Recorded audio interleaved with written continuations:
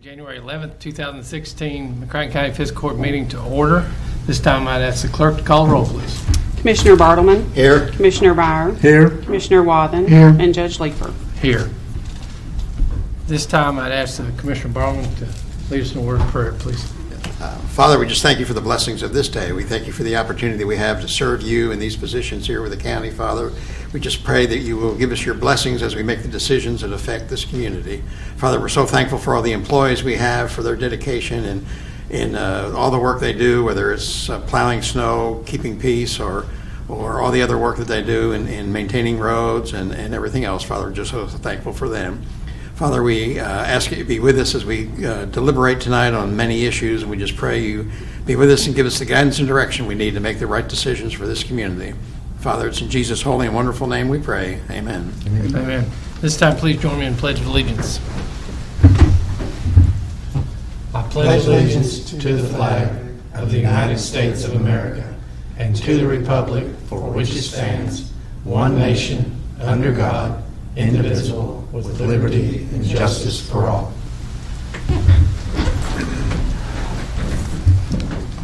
Thank you very much. The first item on the agenda this evening is the minutes. I would entertain a motion for approval. So moved. I have a motion by Commissioner Byer, second by Commissioner Wathen. Any discussion on the minutes as written? Seeing none, all those in favor signify by saying aye. Aye. Opposed, like sign. Minutes are approved. Next, we have two items for discussion. Our first item is a proposed rate schedule for the Joint Sewer Agency, and John Hodges is here, as is his chairman of the board, and we'll let Mr. Hodges introduce his chairman. Short person here last time. Members of the court, of course, you guys know Basil Drosos, who's been our chairman over at the Joint Sewer Agency for about 7.5 years.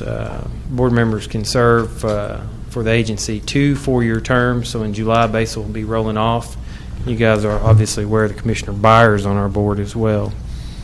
I've talked a little bit in the past. I've been here, obviously, at this court before to talk to you a little bit about the JSA and some of the troubles that we have and some of the things we're working on. Just going to summarize that very briefly. I know I came in early 15 and gave you a 30 or 40-minute presentation on that. But, of course, you guys know the majority of the sanitary sewers for City of Paducah and McCracken County were built somewhere between 1897 and 1960. And, of course, those materials and design standards really don't meet up with today's environmental regulations. Of course, JSA is not alone in this. I mean, it's pretty much every sanitary sewer utility across the country. But we have something called combined sewers, which carry both storm and sanitary flow. These were primarily designed and implemented before treatment plants came around. So basically, it was just going to take it to the river anyway. We're just going to take it to the river in one pipe. Obviously, we still use a lot of those pipes today. We use all of those pipes today. And we're one of about 770 communities across the country that have that kind of a system. All of those communities, all 770, have a legal agreement with the Environmental Protection Agency and whatever respective state that they're in. We're one of those. We entered into this. It's called a consent judgment back in 2007. We also have what they call an EPA administrative order. All of these orders and judgments require us to do certain activities to mitigate combined sewer overflows and overflows in our regular sanitary sewer system. A lot of your old county districts are just pure, what you would consider to be a normal sanitary sewer system, but they've got some of the same issues. It's about carrying all that wet weather that try to leak into the pipes. Like I said, basically, we've been working on this since my whole tenure, since 2005. And we've spent, since 2008, we've spent about $38 million on projects in the city and the county, whether it be rehabilitation of the existing system, straight overflow correction, or some type of major capacity project to help us. And we have about $102 million more to go. Now, we're not going to be doing that $102 million tomorrow. I mean, that's not the case. We're still negotiating the time frame on that, and we expect that to be a fairly decent amount of time. Obviously, our board has been aware of this, and that we've been working for many years to keep our rates as low as possible. And fortunately for us, our rates are fairly low. There was a company that used to do annual survey of sewer rates and water rates across the state. And in 2012 was their last year. It was a marketing tool, and I don't think they made any money on it, and they quit doing it. But in 2012, the state average sewer bill for a resident that uses 5,000 gallons was $33.68. Well, currently, our bill is $22.15. So that's substantially lower than the state average. That's about 67%. Now, what we're proposing to go to is $25.75 for a 5,000 gallon bill. That, if you're writing it down, and of course it's in your packet, is a change from $4.43 right now per 1,000 gallons to $5.15. We propose to go to that on March 1st of 2016. Now, that would change our 5,000 gallon bill from $22.15 to $25.75. So that's a little bit more than $3 an impact to a resident per month. So it's not super substantial, but any rate increase we take very seriously. Then on July 1st, we would change that from $25.75 to $29.15, which equals a rate of $5.83 per 1,000 gallons. Both of those changes would still be substantially lower than the state average as it was in 2012. The 2016 rate would be about 76% of the state average, and the 2017 bill would be about 87% of the state average. In addition, we worry about some of our minimum users who are our senior citizens and some of our poorer folks, and the minimum bill will change, which is basically 3,000 gallon usage, would change from $13.29 to $15.45, which would be about $2 a month. And then it'd be $2 more additional dollars in July of 17 when it would change to $17.49. A couple things that I wanted to point out to the commission. I can answer any questions that you might have. We don't receive any taxes. Our capital program and operating cost and all of that are funded solely on the rates and fees that we charge. In June of 2008, we had 17,796 customers. June of 2015, we had 18,252. That's a 452 customer increase, which is not a whole lot. It's only 2.5% over 7 years. A lot of communities see 2 to 3% a year. In 2008, at the end of that FY, our sewer charges, we brought in about $6.8 million, 6.88, so almost 6.9.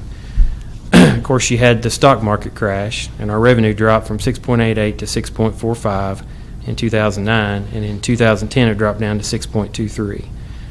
In 2015, our charges were 6.72, so that's a negative 2.4% from FY 2008. So I guess the point I'm saying is we're putting on a few more customers, but people are using less water, which equals less sewer. So our total revenue has been decreasing slightly every year.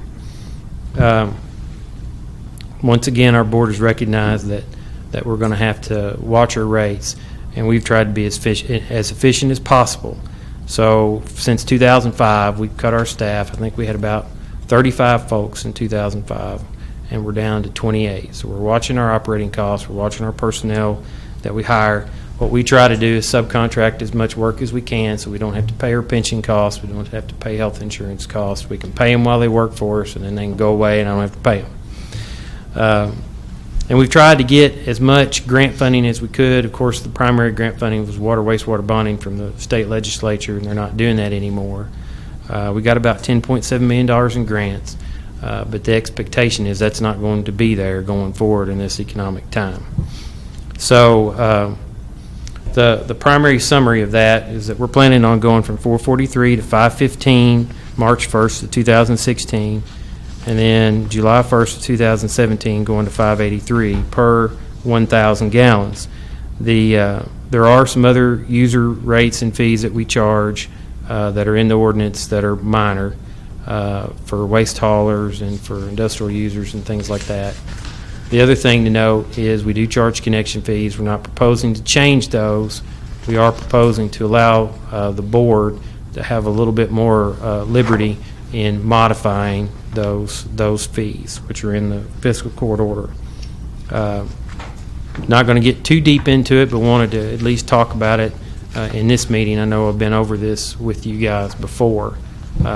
Willing to answer any questions or comments you guys have. Any questions? I have a question. I apologize. I didn't think of this till I was reading over the ordinance that we have this afternoon. Mm-hmm. Under the formation of the sewer district, the city and the county have to approve That's right. all increases in sewer rates. Under this proposal, there'll be an automatic increase based on the consumer price index. Not automatic, but board elective. And what happened, Bill, in 2005 was the last rate change that was approved by both the city and the county. And that 2005 ordinance allowed our board to adjust the rates annually by CPIU. So that's actually not a change in this ordinance. It's been that way for the last, I don't know. I think that ordinance said in 2009 they could start doing CPIU adjustments. It was an equalization. JSA was formed in 1999, and by state law they had 10 years to equalize rates. So in 2009, it was almost like this thing, same thing we proposed here, a ladder change. You have a rate change here, and a rate change here. That last rate change was an equalization rate. And so after 2009, the board could elect to adjust rates by the CPIU. Now, our board has adjusted rates 4 times. In 2015, they elected not to do that. And you're right about the city and the county approving the rate change. What we'll do tonight, we'll introduce it with the fiscal court, and then tomorrow I'll go to the city and introduce it with them. And then on the 25th, both the city and the county will be here, which is the 25th is a normal fiscal court meeting, but the city's coming here. The law requires a joint meeting. Now, the city commission will vote independently, and the county will vote independently, but they have to vote at the same time. Right. So But the ordinance does allow for a consumer price index increase that's correct. if you elect to do that. That's correct. If the board elects to do that, do they have to bring it back, or is it automatic? House Bill, Based on it's automatic, but House Bill 1 requires me to provide testimony. Right. So I'll have to come and provide testimony to you. Okay, good. And I did that, well, of course, some of these court members were here in 14. I did that when we did it the last time. I want to point out, too, if I could, I think in some areas of the county, the rates are really less now, and even with this increase, I think they'll still be less than what they were at the time of the merger, especially I in think the Reedland actually areas and other areas. in all of the county, the rates that we're proposing are less than what they were in 1999. Right. Thank you. Anyone else? Thank you, John. Before you are dismissed, I'd like to thank Mr. Grossos. He got some more time to put in on the board, but his time's about up, and this might be the last time I can publicly thank him for his service, especially as chairman of the board. I've heard nothing but good things, and we certainly appreciate your service. Thank you. Yeah, in that same respect, obviously, we're always digging a hole somewhere. It's just a never-ending process with us, and the county has always been good to work with, and we appreciate you guys and all the support you give us. I appreciate the hole you dug in my yard a few years ago, too. Bill, that was a big hole. It was very deep, I know that. Yeah. Thank you, Thank gentlemen. you, John. Next, we have Randy Williams, our road engineer report.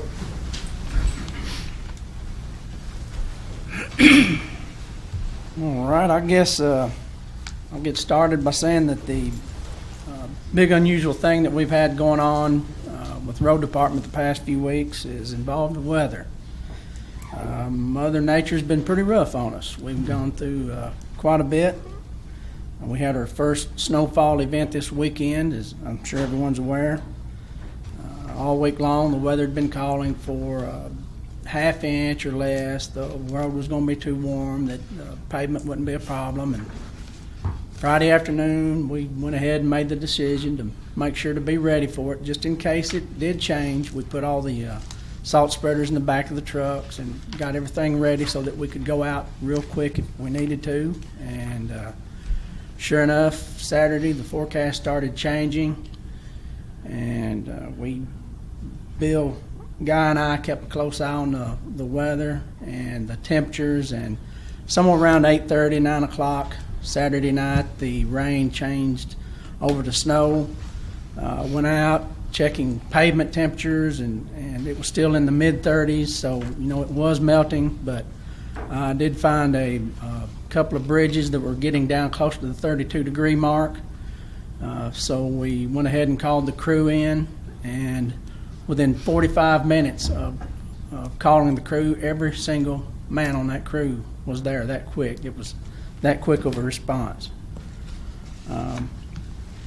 They worked that night until about 4:30. Around that time, the temperature dropped low enough. It was down around 15 degrees. That was on the road. Started locking up, and it was getting difficult to make any progress on it. So we called everyone in and made the decision to come back around noon the next day. They were forecasting that the sun would be out, and the temperature was going to be on up in the mid-20s at that time. And we thought that would give the crew time to rest and come back in, and we could hit it again when it would be the most efficient time to hit it. And when they did come back in, we told them that, hey, we want everybody done and out of here at 6 o'clock tonight.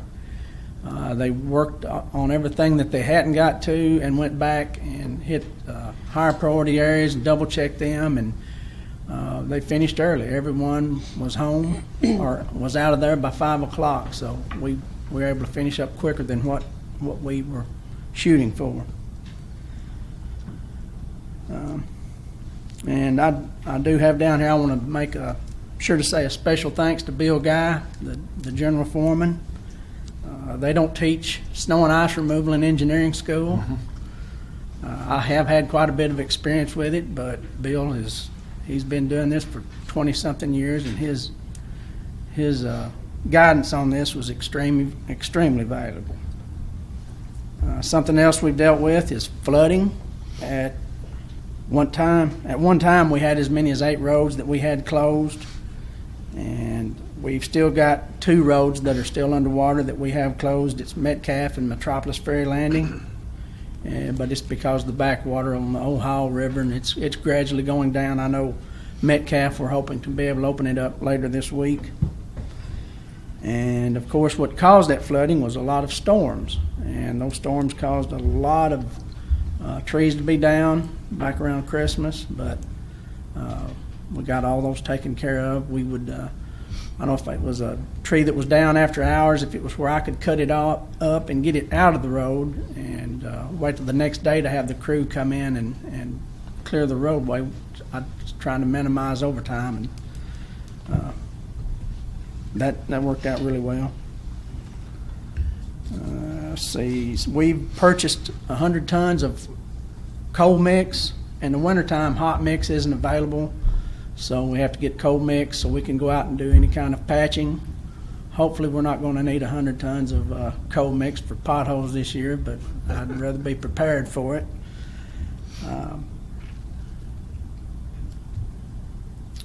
And really the last thing I've got is I don't know if anyone's seen it in the news this week or lately, but the governor's made some cuts to the transportation, and part of our county road funds come from the state.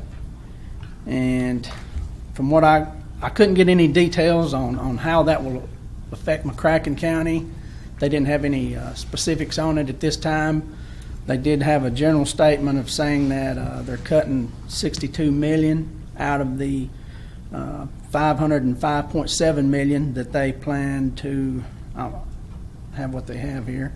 Out of the $505.7 million that they plan to spend on county roads, rural roads, and projects in larger municipal areas. So I'm definitely going to keep an eye on the details when they come out, and I'm going to know what's going on with our money before I plan any big projects or any paving this spring. I don't want to spend any money that I'm thinking we're going to get and we don't. So I am keeping that in mind. So if y'all hear anything on how it does affect our budget, please let me know. So that's all I've got. I do want to say that I'm very proud of the crew and how they worked together this weekend. They know what they're doing. Those guys want to do a good job, and they really want the best from McCracken County, and I'm real glad to work with them. Does anyone have any questions? Question? All right. Don't see any, thank you. Thanks. Appreciate it, man. Before we move on to the budget transfers, I just wanted to recognize Commissioner Rhodes, who's in the back of the room. It's nice to have the City Commission represented here tonight. Didn't do that last time. I apologize, sir. Next is the budget transfers. We just need a motion on that. So moved. I have a motion. Second. And a second. Any discussion?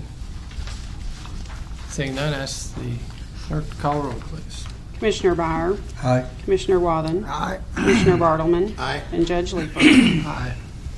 Next, we have the accounts payable. Ms. Brown? That total is $371,854.54. Any questions or discussions? Anyone in the audience? Seeing none.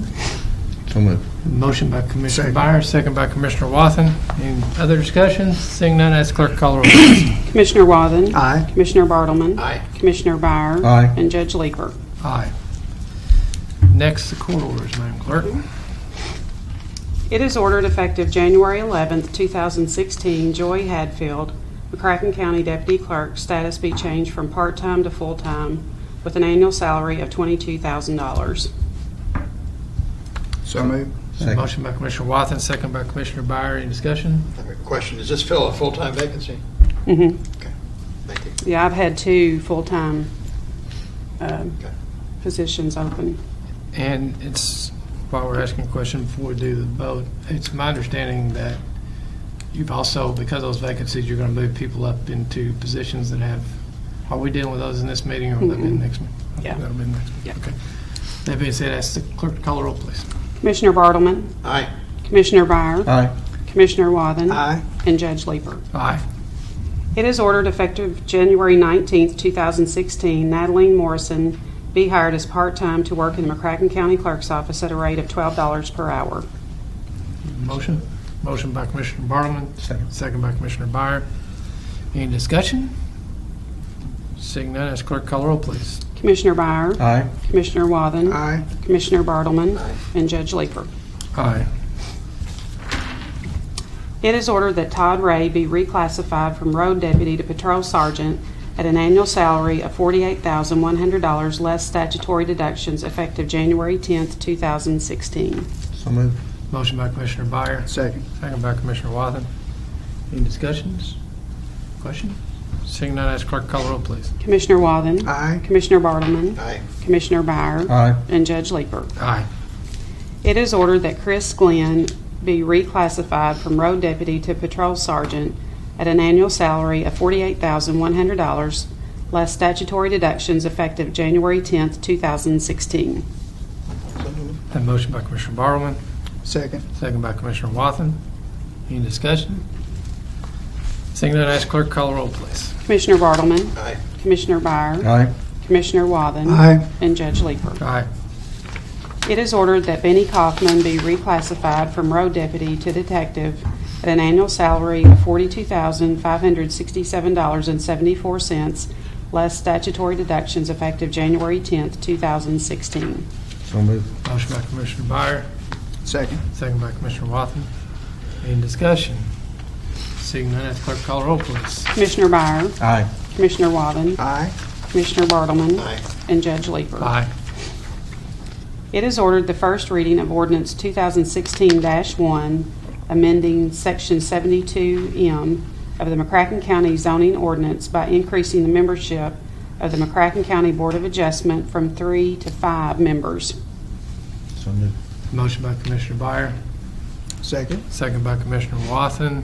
Before I ask for the vote, I'd like to thank 3 folks and others who have spent a whole lot of time getting our zoning ordinance book together. Mr. Moore deserves a great deal of appreciation for that, along with Jill Woodward and June Huss, who have worked tirelessly to get a book that is together. And can be used appropriately and with some confidence.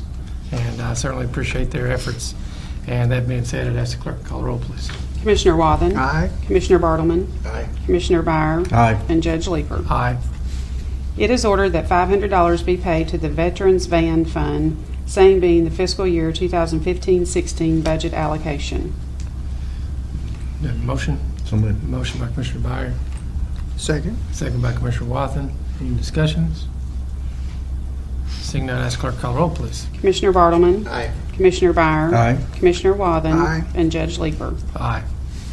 It is ordered $60,000 be paid to the Paducah Economic Development Corporation, same being proceeds from the Energy and Environment Cabinet for reimbursement of the reindustrialization of the Paducah Gaseous Diffusion Plant project. So moved. Motion by Commissioner Wathen, Second. second by Commissioner Byer. Any discussion? Seeing none, ask clerk to call the roll, please. Commissioner Byer? Aye. Commissioner Wathen? Aye. Commissioner Bartleman? Aye. And Judge Leeper. Aye. It is ordered to pay the McCracken County Humane Society $18,125 for the month of January 2016. Motion by Commissioner Bartleman, Second. second by Commissioner Byer. Any discussion? Seeing none, ask clerk to call the roll, please. Commissioner Wathen? Aye. Commissioner Bartleman? Aye. Commissioner Byer? Aye. And Judge Leeper. Aye.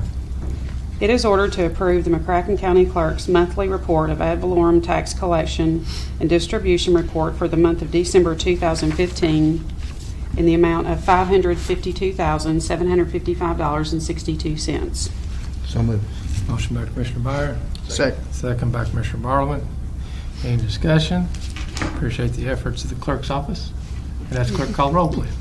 Commissioner Bartleman? Aye. Commissioner Byer? Aye. Commissioner Wathen? Aye. And Judge Leeper. Aye. It is ordered to pay budget expense items for January 2016 and charge the respective account county clerk salary 01-5010-101 $50. So moved. Second. Motion by Commissioner Byer, second by Commissioner Wathen. Any discussion? Seeing none, ask clerk to call the roll, please. Commissioner Byer? Aye. Commissioner Wathen? Aye. Commissioner Bartleman? Aye. And Judge Leeper. Aye. It is ordered an amended copy of the year-end jail commissary account report for July 2013 to June 2014 be filed with McCracken County Fiscal Court. So moved. Motion by Commissioner Wathen, Second. Commissioner Bartleman. Any discussion? Seeing none, ask clerk to call the roll, please. Commissioner Wathen? Aye. Commissioner Bartleman? Aye. Commissioner Byer? Aye. And Judge Leeper. Aye. It is ordered an amended copy of the year-end jail commissary account report for July 14th through to June 2015. It was July 2014 to June 2015. Be filed with McCracken County Fiscal Court. So moved. Motion by Commissioner Byer, second by Commissioner Bartleman. Any discussion? Seeing none, ask clerk to call the roll, please. Commissioner Bartleman? Aye. Aye. Commissioner Byer? Aye. Commissioner Wathen? Aye. Judge Leeper. Aye. It is ordered to approve the monthly distribution to the McCracken County Conservation District for January 2016 in the amount of $2,083.83. Motion So moved. by Commissioner Wathen, second Second. by Commissioner Byer. Any discussion? Seeing none, ask clerk to call the roll, please. Commissioner Byer? Aye. Commissioner Wathen? Aye. Commissioner Bartleman? Aye. And Judge Leeper. Aye. It is hereby ordered that the assignment by the county of certain excess transient room tax funds for the purpose of assisting in the financing of the Paducah McCracken County Convention Center Corporation's 10-year capital improvement plan is a lawful and proper use of such excess funds. The excess funds to be assigned are those that remain annually after the previously pledged 33 1/3% of the aggregate room tax or 2% of the total authorized amount of 6% have been utilized to fully pay the outstanding principal and interest requirements of bonds issued pursuant to the June 1st, 2001 interlocal cooperation compact executed by and between the City of Paducah, McCracken County, the Paducah McCracken County Convention and Visitors Commission, and the Paducah McCracken County Convention Corporation, and all amendments thereto.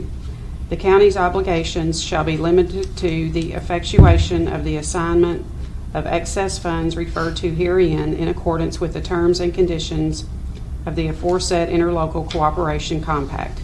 The details of said assignment of excess funds will be ascertained and memorialized in compliance with the law as soon as practicable. So moved. Motion by Commissioner Walton, Second. second by Commissioner Bartleman, excuse me. Judge, before we vote on this, I would like to offer an amendment. All right. And my amendment would be that I would be willing for all of these funds to be used with the exception of funds for the dome project. The city took this project on their own, and I would like to see them continue to use their funds for this and not use the funds from the tax. We have a motion for an amendment. Do we have a second? No second, the amendment fails. Thank you. At this time, we've got a motion and a second on the order, and I would entertain any discussions that anyone might like to have. I'd like to ask if we need to do an amendment on this. I'd like to make sure that these funds are only used on property that is owned by the Convention Center Board. The order specifically states the 10-year capital improvement plan, which is the property that's owned by the Convention Center Board.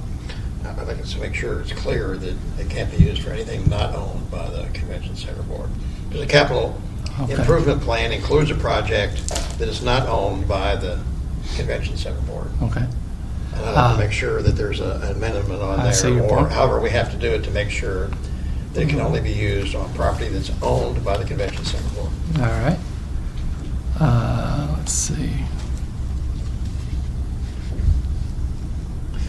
Let me raise that. Let me talk about, I'm going to ask another that's kind of related to that. What if the Convention Center Board decides 2 years from now that they want to change the capital plan? For example, there's money in there proposed to spend $700,000 or $800,000 on renovating a kitchen. Suppose they decide that the kitchen is not a feasible project and they decide they want to do something else. Would they be able to divert that money to another project that's not now in the plan?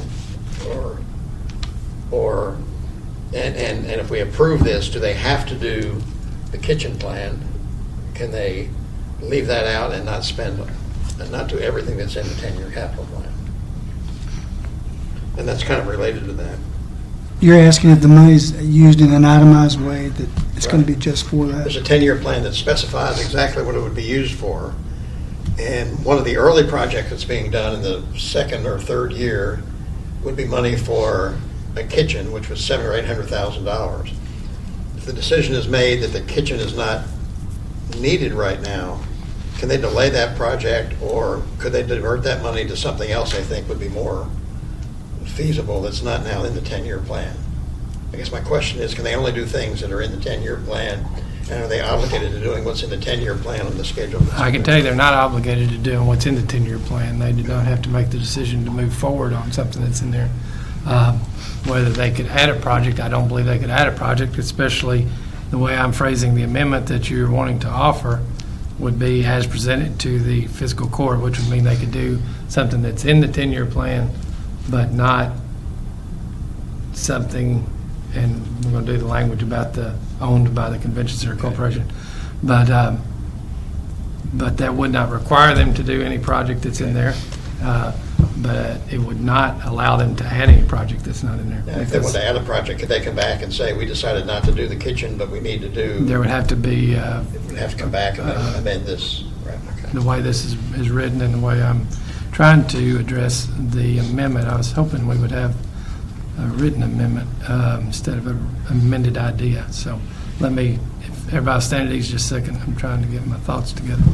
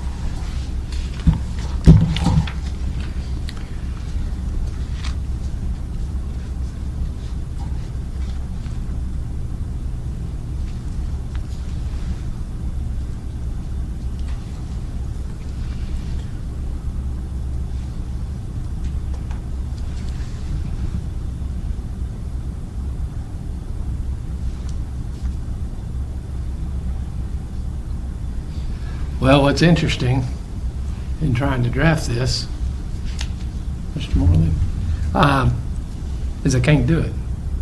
And the reason I can't do it is because part of the 10-year capital plan is the acquisition of the property that has been purchased by the city and that the dome is going to be on.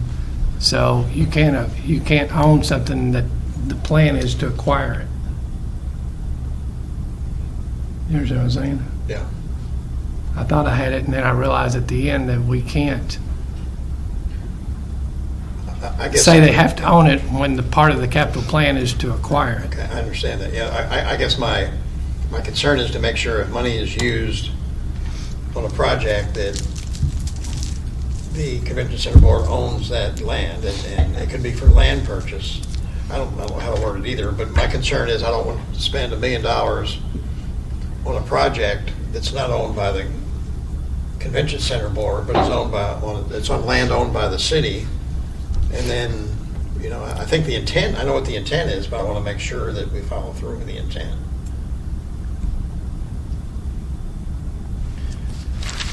And I guess if we follow the wording of the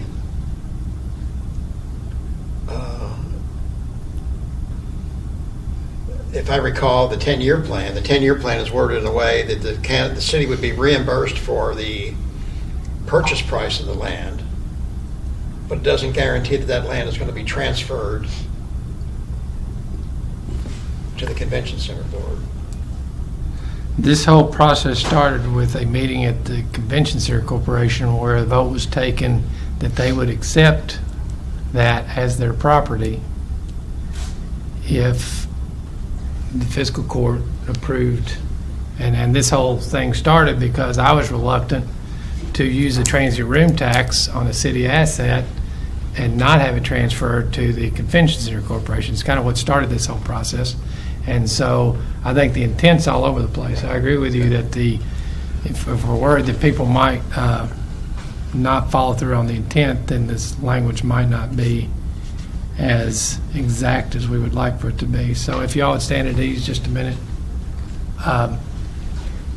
Give me a chance to go over here with the county attorney. Let's see if we can come up with something. Stand at ease just a second. I think as long as we acquire it, it's used to acquire an asset that will be owned by the Convention Center Board.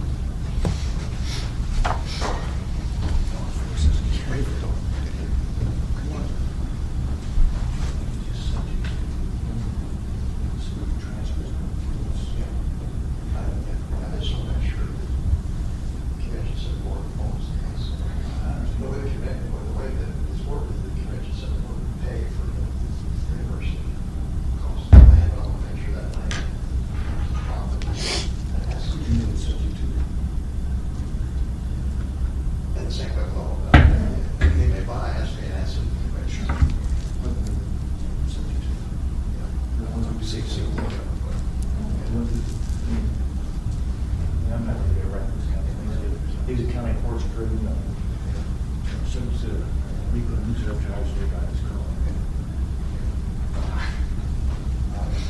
Give it a shot.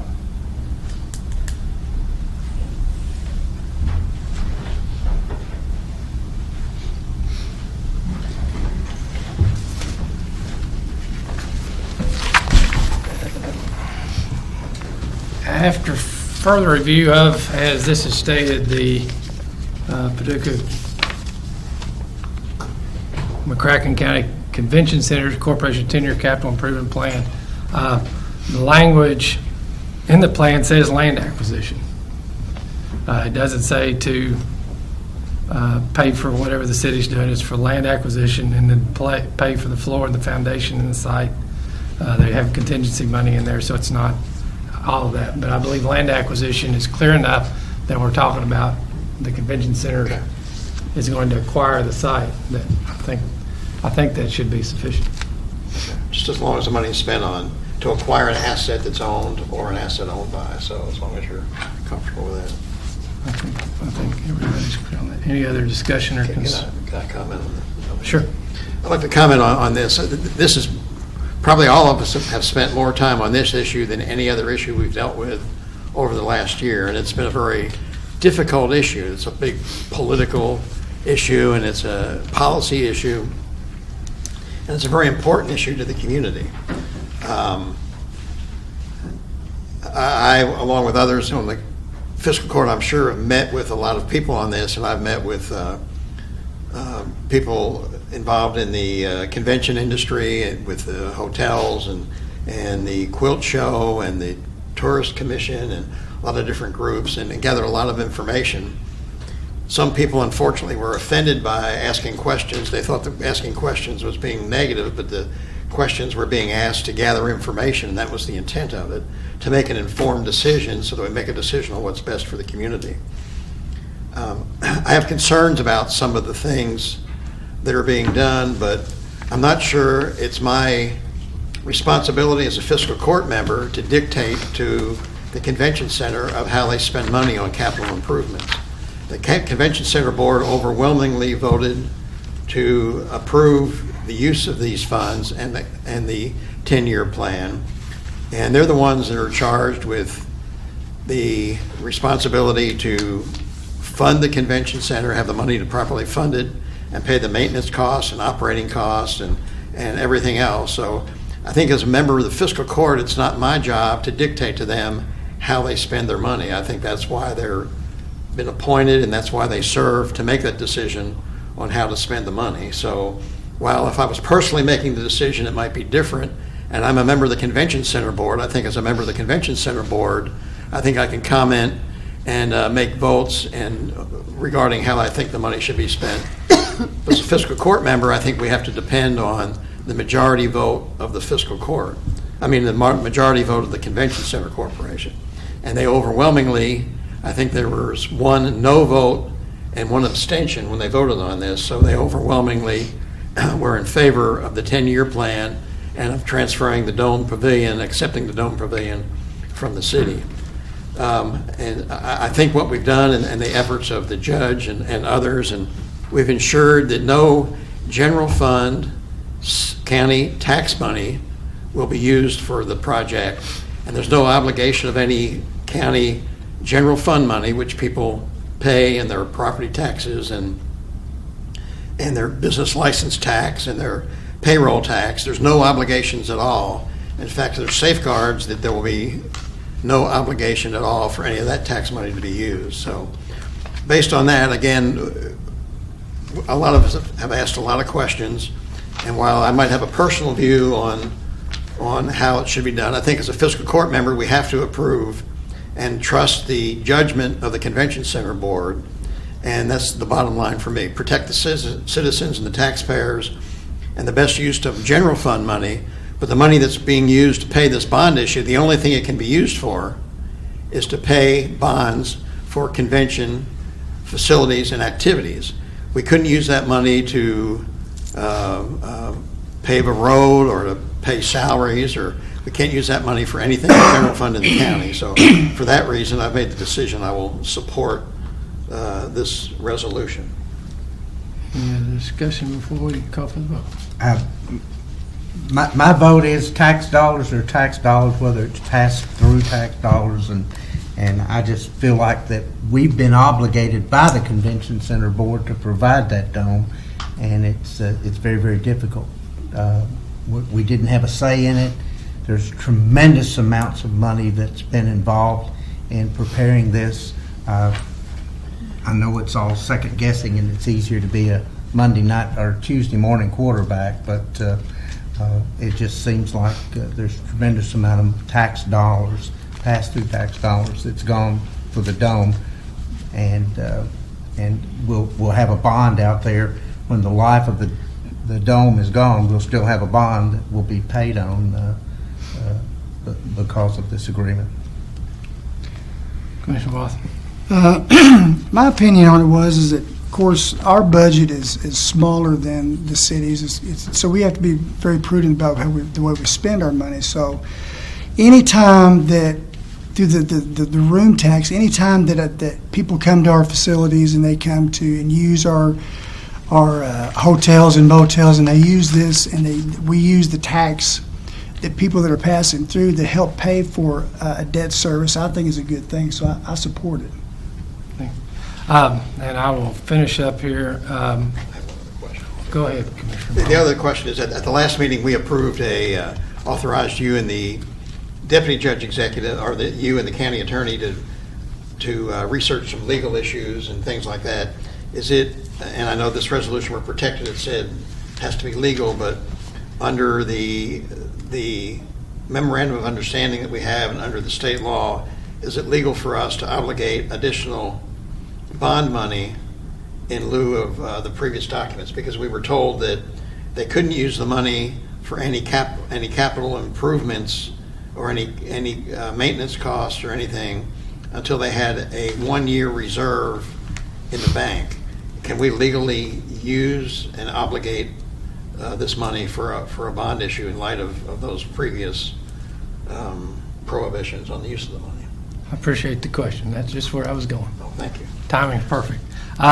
Just wanted to kind of explain where I've come from on this. I've already explained that I had concern earlier when the folks came and wanted the convention center to use the transient room tax for the Dome Pavilion, and had trouble with the city having an asset and using that transient room tax to deal with that issue. And so, kind of came to the point where I felt like the Convention Center Corporation should own that if we're going to use the transient room tax. I think statutorily almost is required to do that. And so as things moved forward, we got into a couple of different things, and some people were expressing that maybe we didn't move quick enough, that it was a simpler question than we were making it out to be. But I can tell you it's not as simple as it may seem. As we were looking at preparing for the last meeting, I asked the county attorney to prepare the necessary ordinance, whatever it needed to be, to move this issue forward and get an up and down vote. And he was reading it. He came to my office and expressed a concern, as you just raised, about parity bonds. And quite frankly, I had no idea what he was talking about. And so we immediately called over the city, and they couldn't give us a comfort level that the language in the contract referring to parity bonds would not be infringed upon if we move forward. That's one reason we held off at the last meeting, had a vote to allow he and I to continue the research, but we wanted to get someone who knew about parity bonds and this particular contract to give us clearance that we could go ahead and move forward. We did not receive that information until last week from legal counsel. I've given you all a copy of that so you can have it as you talk to your constituents. You'll see on the second page that the bond counsel states that they hereby advise the council that under the interlocal agreement and the ordinance that authorized the interlocal agreement, parity bonds may be issued, provided the proceeds of such parity bonds are used solely for the project as defined earlier, or to finance additions or improvement to the projects. And they believe that gives us the ability to issue those bonds, or the city to issue those bonds, and the transient room tax, the 2% part of that, to be used to deal with the debt service on those. So we did get clarification on that from bond counsel. I appreciate you asking the question. One of the other things that has been an issue is the amount of debt service, the amount that the transient room tax is bringing in. We've built the projections on a 3% increase. In the past 2 years, Ms. Brown has done a lot of work for me this past couple of weeks. We've determined the past 2 years, the increase has been 8.5% 1 year and 11% the next year. We're way ahead of those projections already. If we go 3% from here on out, we'll be at a very comfortable level. So I do believe the transient room tax that's coming in is projected, even coming in greater than projected. I believe it's going to do as you stated, Mr. Bartleman. It's going to prevent anything but transient room tax, once again the bed tax, from being used to pay the debt service on these issues dealing with the improvements to the convention center. One of the other places that I guess I asked questions that made some people uncomfortable were dealing with some of the actions of the Convention Center Corporation in their daily dealings with conventions, daily dealings with the management agreement for the Convention Center. And I felt at that time, some of the meetings I was in, that there was kind of a feeling that the Fiscal Court and the City Commission were more than happy to deal with any costs that were incurred, and I did not think it was a good way to manage the Convention Center. So I asked too many questions, some people thought, but questions I thought were important, and became very involved in some of the operations of the Convention Center, and was working on that when the county attorney came in and brought me this interlocal compact agreement that I wasn't even aware existed. We've got a lot of those, but I wasn't aware it existed, and I don't know how many other people were aware it existed, but it was dealing with the Convention Center Corporation and the bonding. And while I was trying to understand about parity bonds and reading through the document a couple of times, I got to a section that kind of made me realize maybe I'd asked too many questions, because there's a line that very distinctly spells out that the county shall not be responsible in any way for the operation and maintenance of the Convention Center or the Arts Project.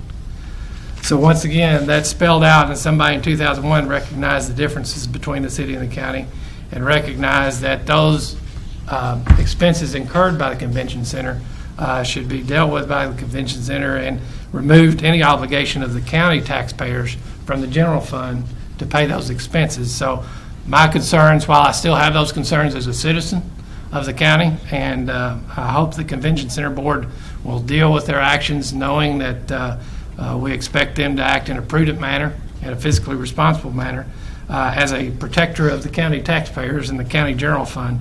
That removed my concern about that particular issue. And so that's why I'm comfortable in a moment when the roll is called to vote yes. And with that being said, if there's anyone in the audience. Yes, sir. We'll still have to approve the memorandum of understanding, is that correct? It'll be memorialized. That's the bond issuance, which will go through the City Commission. There will likely be other documents that we will approve, but I can't tell you that absolutely. As I understand, the city's going to issue the bonds and they'll be reimbursed, so Right. It will not be a bond obligation of the county. Right. Anyone else? Anyone in the audience? Seeing none, ask clerk call roll, please. Commissioner Wathen? Aye. Commissioner Bartleman? Aye. Commissioner Byer? No. And Judge Leeper. Aye. Motion's approved. That being said, the next item is executive session, and I have no knowledge of any need for an executive session. Seeing none, the next item is a motion for adjournment. Judge, will we not do anything with the joint sewer agency tonight? We'll wait till that joint meeting, is that correct? Correct, and I've had that discussion so many times preparing this agenda because it doesn't seem right, but I've asked enough times, I have a comfort level that that's the That's appropriate way to do it. Thank you. So we'll have one motion at the next meeting. So move to adjourn. Motion to adjourn by Commissioner Byers, second by Commissioner Wathen. All those in favor signify by saying aye. Aye. Opposed, like sign. Thank you, gentlemen.